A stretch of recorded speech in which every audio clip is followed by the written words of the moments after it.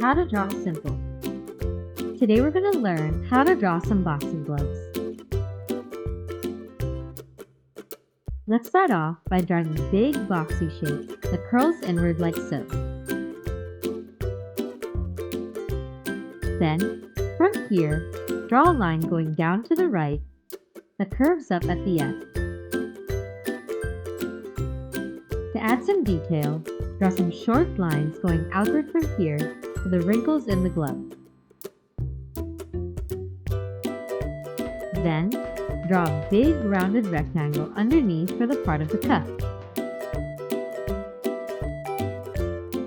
For the other glove, draw another boxy shape that curls inward like this, with another rounded rectangle shape underneath for the cuff. Lastly, add a smaller rounded rectangle on the sides of the cuffs for the strap that keeps it tight around their wrist. For some added detail, draw two crisscross rectangles for a patch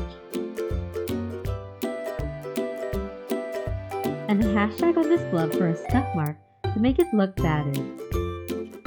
And now you've got some boxing gloves.